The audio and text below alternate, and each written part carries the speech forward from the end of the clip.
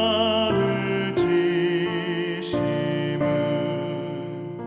무슨 죄가 있나 저 무지한 사람들 메시아 죽였네. 예수님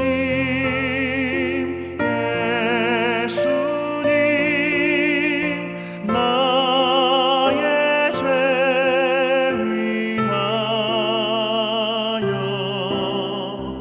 보배 피를 흘리니 죄인 받으소서.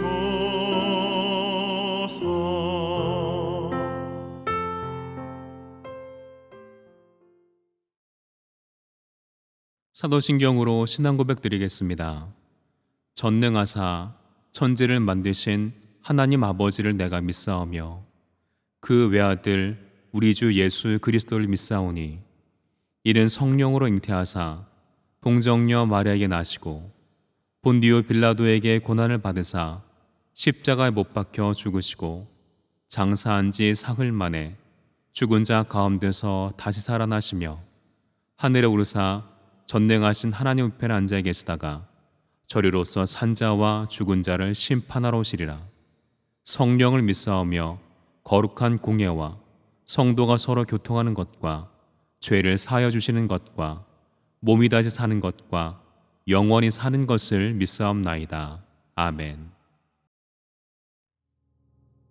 오늘 은혜 받으실 하나님의 말씀은 마태복음 22장 15절에서부터 22절까지의 말씀입니다. 이에 바리새인들이 가서 어떻게 하면 예수를 말의 올무에 걸리게 할까 상의하고 자기 제자들을 헤롯 당원들과 함께 예수께 보내어 말하되 선생님이여 우리가 아노니 당신은 참되시고 진리로 하나님의 도를 가르치시며 아무도 꺼리는 일이 없으시니 이는 사람을 외모로 보지 아니하심이니이다. 그러면 당신의 생각에는 어떠한지 우리에게 이르소서.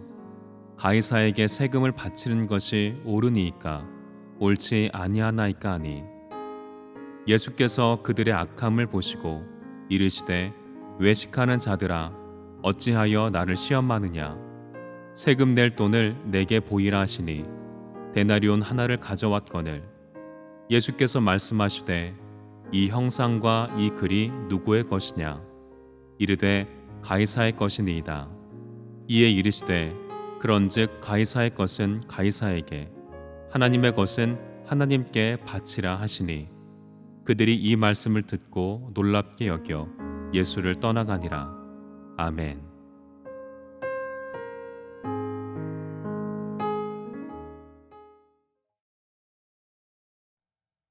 오늘은 가르치심과 논쟁의 날이라는 제목으로 함께 은혜를 나누겠습니다. 본문은 성고난주간의 셋째 날인 화요일에 있었던 사건과 교훈을 기록하고 있는 21장 23절에서 26장 16절 가운데에서도 예수님께서 유대 종교 지도자들과 벌린 각종 논쟁과 그와 연관해서 주신 교훈들을 기록하고 있는 연속 부분입니다. 이같이 본문에서는 소위 납세 논쟁이라 불리는 논쟁 기사를 소개하고 있습니다. 이러한 납세 논쟁의 특징을 살펴보면 첫째로 바리새인과 헤롯 당원들이 함께 연합하여 예수님께 와서 납세 문제를 제기했다는 데 있습니다. 사실 바리새인과 헤롯 당원은 서로 상태적으로 어울릴 수 없는 집단이었습니다. 그들은 평소 적대 관계에 있었으며 사상적으로도 공통점을 전혀 찾아볼 수 없었습니다. 특히 그들은 세금 문제에 있어서는 더욱 첨예한 대립을 보이고 있었습니다.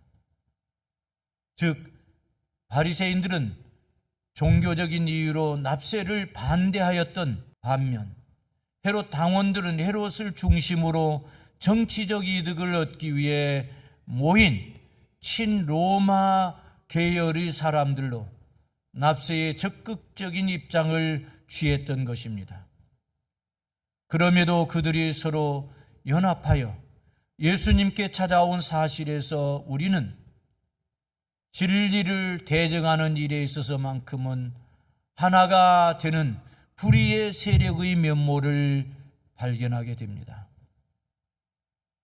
어쨌든 납세 문제에 대해 견해를 달리하는 두 집단이 함께 와서 예수님께 납세 문제를 질문한 것은 예수님을 음해하기 위한 계략이었습니다. 즉, 예수님께서 로마 정부에 대한 납세를 찬성하면 바리새인들이 나서서 예수님을 반민족주의자로 매도함과 아울러 유일한 왕이신 여호와 하나님께 거여가는 자로 정죄하고, 반대로 예수님께서 로마 정부에 대한 납세를 반대하면 이번에는 헤롯 당원들이 예수님을 로마 황제에 대해 반역을 선동하는 자로 고발하려 했던 것입니다. 그러나 주님은 가이사에게 세금을 바치는 것이 가한가라는 질문에 찬성도 반대도 아닌 제3의 답, 가이사의 것은 가이사에게, 하나님의 것은 하나님께 바치라고 대답하심으로써 이번에도 그들의 관계에서 벗어나셨습니다.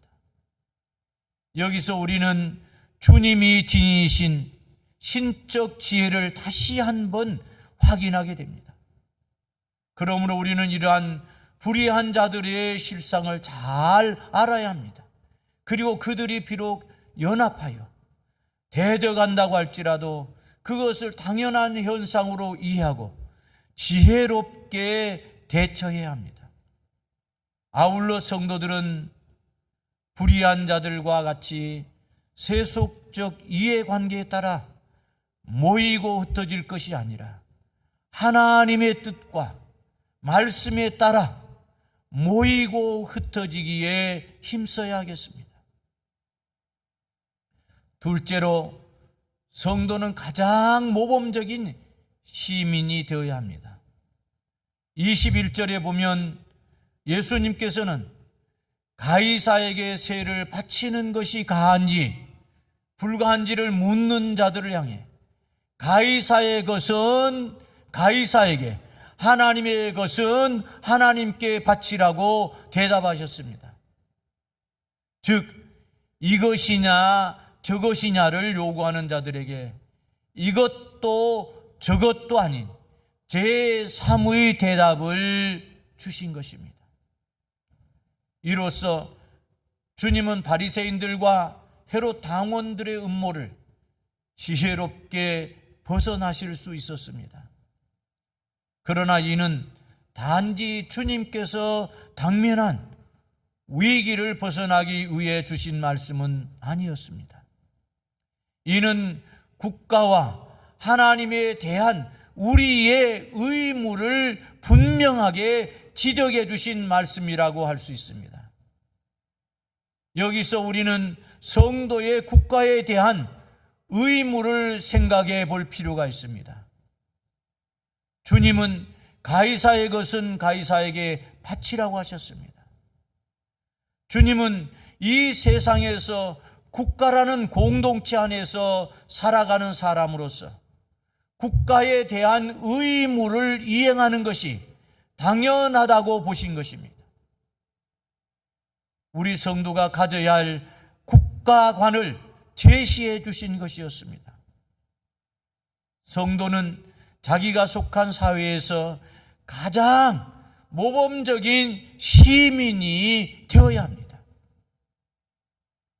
셋째로, 성도에게는 반드시 지켜야 할 하나님께 대한 의무도 있습니다. 다시 21절에 보면 예수님께서는 하나님의 것은 하나님께 바치라고 하셨습니다. 이것은 성도들에게 요구되는 영적 의무를 분명히 하신 말씀입니다.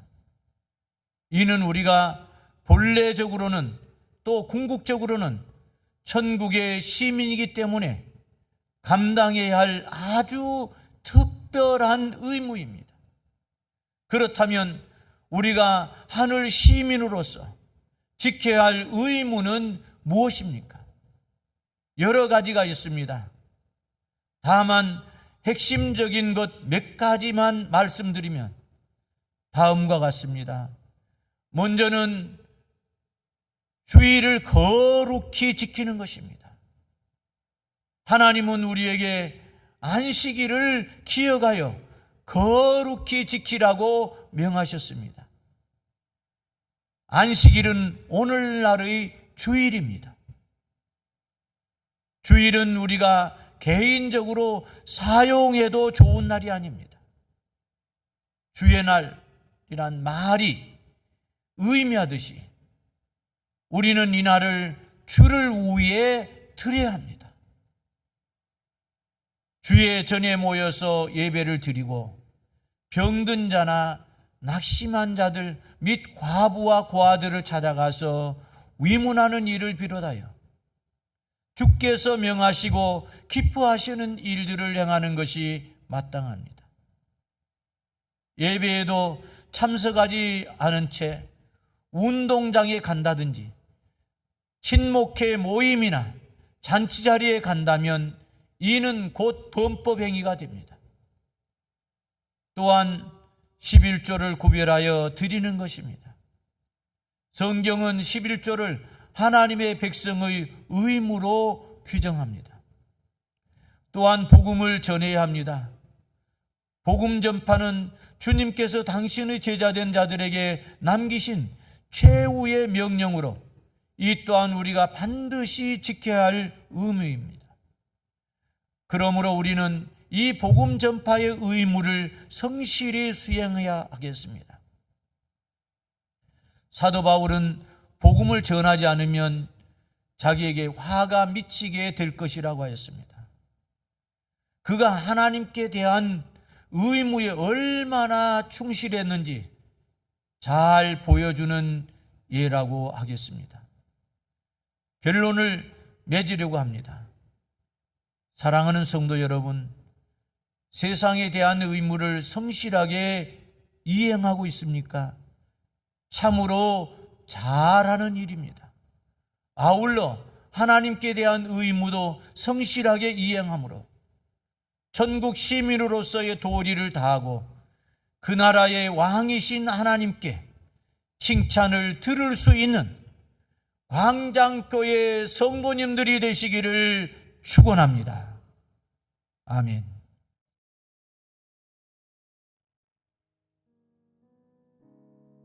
사랑하시는 아버지 하나님, 오늘은